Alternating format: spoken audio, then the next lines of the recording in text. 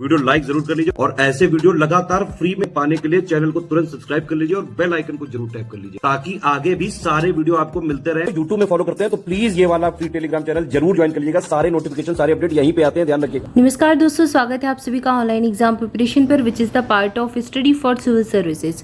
दोस्तों UP triple SC video के exam के लिए सामान्य हिंदी देख रहे हैं, जिसमें हमने एक टॉपिक स्टार्ट किया था कारक। हमने जाना था कि कारक के 8 भेद होते हैं। कारक के 8 भेद हैं, जिनमें हमने सबसे पहले कर्ता कारक के बारे में पढ़ा था और इससे संबंधित सभी तथ्यों को देख लिया था। सारे हमने चीज़ें जो नियम है इसके सब कुछ हम जान चुके थे। अगला है हमारा कारक कर्म कारक। तो ये पूरी एक टेबल थी जो आपको बताई गई थी, कर्ता कर्म करण कारक, और ये पूरे 8 कारक होते हैं जिनको आपको याद करना है। अब एक एक करके इसको डिटेल में पढ़ रहे हैं। कर्ता के बारे में पढ़ चुके हैं, अब कर्म के बारे में देखते हैं। तो अगला हमारा कारक है कर्म कारक। कर्ता ने कर्म को, तो कर्म कारक में क्या आता है? को आता है। ठीक है, तो ये चीज़ तो आप पहले ही पढ़ चुके हैं, पहले ही जान चुके हैं। कर्म कारक कहाँ पर? जिस संज्ञा या फिर सर्वनाम पर किया का या फिर क्रिया का प्रभाव पड़े उसे कर्म कारक कहा जाता है। जैसे माँ बच्चे को झुला रही है, इस वाक्य में झुलाने की क्रिया का प्रभाव किस पर पड़ रहा है? बच्चे पर पड़ रहा है। तो किस पर? यहाँ पर जो है संज्ञा या फिर सर्वनाम पर पड़े तो वहाँ पर क्या हो जाएगा? कर्म कारक। इसलिए बच्चे को कर्म कारक कहा जाएगा। तो बच्चे के साथ क्या जोड़ दिया? को जोड़ दिया। ठीक है, तो कर्म कारक में क्या आता है? जो आपका सब्जेक्ट होगा, आपका जो संज्ञा या सर्वनाम है उसके साथ को जुड़ जाएगा। ठीक है ना? ठीक है, और जो कर्ता कारक था उसमें क्या जुड़ जाता था? कर्ता के साथ ने जुड़ जाता था। आपने एग्जाम्पल देखे ही थे। अब यहाँ पर को जुड़ जाएगा। तो यहाँ पर दिया गया इस वाक्य में झुलाने की क्रिया का प्रभाव बच्चे पर पड़ रहा है, इसलिए बच्चे को कर्म कारक कहेंगे। राम ने रावण को मारा, यहाँ रावण को कर्म है तो ये रावण के साथ क्या जुड़ गया? को जुड़ गया। अब राम ने रावण को मारा, किसको मारा? मारने का प्रभाव, क्रिया क्या है? मारना, और क्रिया का प्रभाव किसके ऊपर पड़ रहा है? रावण के ऊपर। तो रावण के साथ जुड़ गया को। किसके साथ जुड़ा है? को। तो कर्म क्या हो गया आपका? रावण हो गया। विशेष कभी कभी को चिन्ह का प्रयोग नहीं भी होता है। तो जैसे कि मोहन पुस्तक पढ़ता है, तो यहाँ पर पुस्तक को पढ़ता है। आप ऐसे भी लिख सकते हैं, मोहन पुस्तक को पढ़ता है। तो यहाँ पर कर्म क्या है आपका? पुस्तक हो जाएगी। पढ़ किसको रहा? पढ़ना, मतलब क्रिया क्या है? पढ़ना, और पढ़ने का प्रभाव किस पर जा रहा है? पुस्तक पर। किसको पढ़ा जा रहा है? पुस्तक को।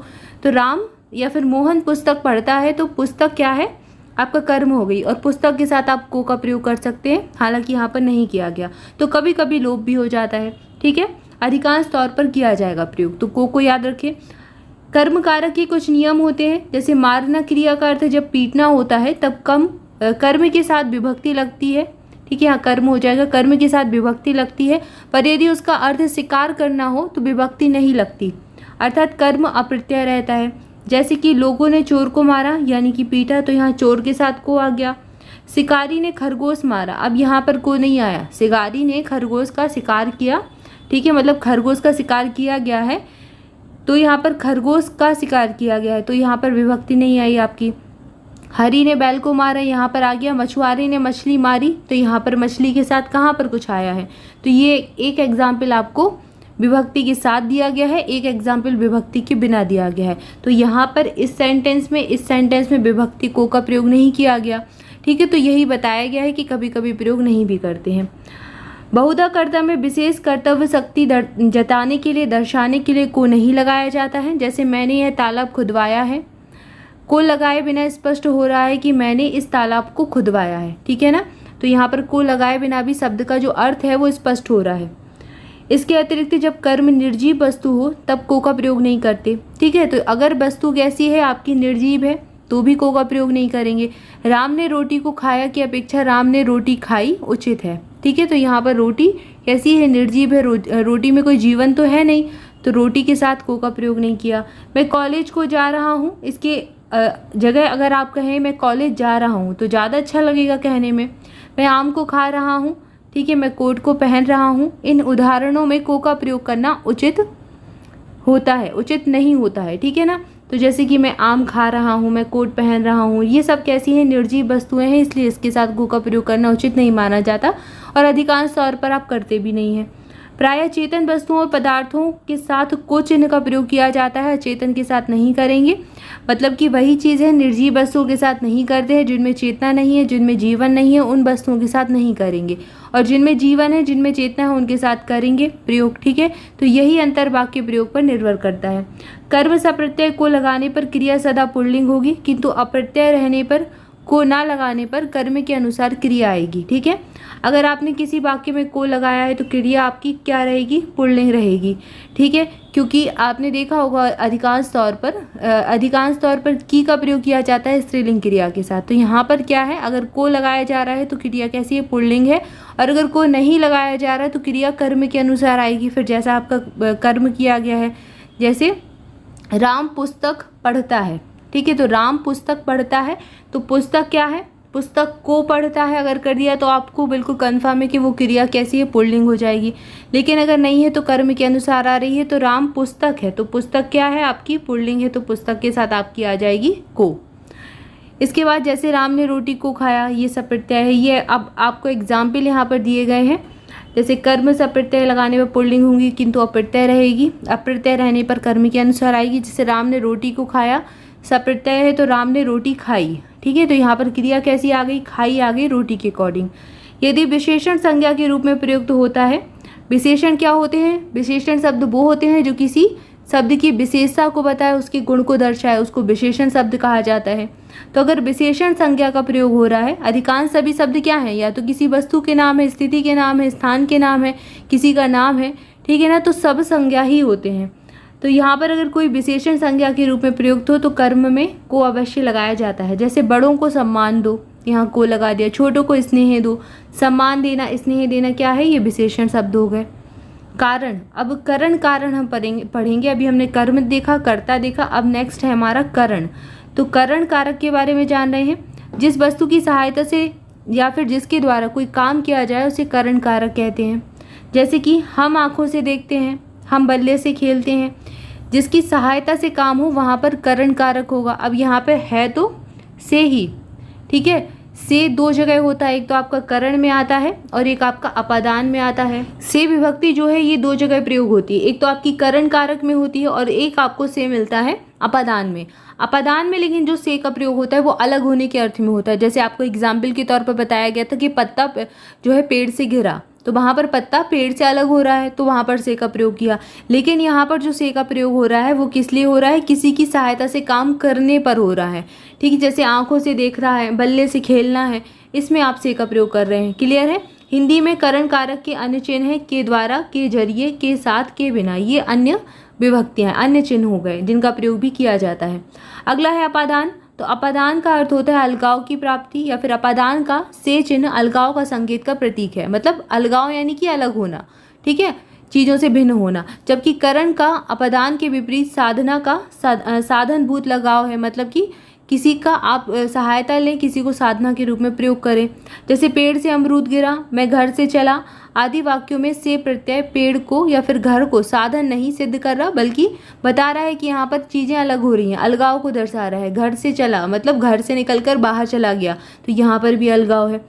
ठीक है, तो इन दोनों वाक्यों में जो से विभक्ति चिन्ह प्रयोग हुआ है वो अपादान कारक के कारण आया है, ना कि आपका करण से। अब दोनों में कंफ्यूजन नहीं रहेगा, आप करण का समझ सकते हैं और आप अपादान का भी समझ सकते हैं। ठीक है, दोनों में से विभक्ति का प्रयोग होता है लेकिन अलग अलग अर्थ के तौर पर। क्लियर है? अब से करण और अपादान दोनों विभक्तियों का चिन्ह है, किंतु साधनभूत का प्रत्यय होने पर करण माना जाएगा और अलगाव की स्थिति में होने पर अपादान माना जाएगा। क्लियर है? अब एग्जाम्पल है, वह कुल्हाड़ी से वृक्ष काटता है, मुझे अपनी कमाई से खाना मिलता है, साधुओं की संगति से ज्ञान मिलता है। यहाँ तीनों जो है ये करण है। और पेड़ से फल गिरा ये अलग हो गया, घर से लौटा हुआ लड़का ये अलग हो गया, छत से छत उतरी हुई लता ये अलग हो गई। ठीक है, तो ये सब क्या है? ये तीनों अपादान के एग्जाम्पल हो गए और ये तीनों आपके करण के एग्जाम्पल थे। ठीक है, अगला कारक है संप्रदान कारक। संप्रदान क्या होता है? जिसमें किसी क्रिया का जो है काम की जाती है उसे संप्रदान कारक कहते हैं। जैसे दूसरे शब्दों में समझिए, जिसके लिए कुछ किया जाए, जिसको कुछ दिया जाए, जिसका बोध कराने वाले शब्द के रूप में संप्रदान कारक का प्रयोग किया जाता है। इसकी विभक्ति को और के लिए होती है। को का प्रयोग करेंगे या फिर के लिए। जैसे कि शिष्य ने अपने गुरु के लिए सब कुछ किया, गरीब को धन दीजिए, वह शिव के लिए मिठाई लाया।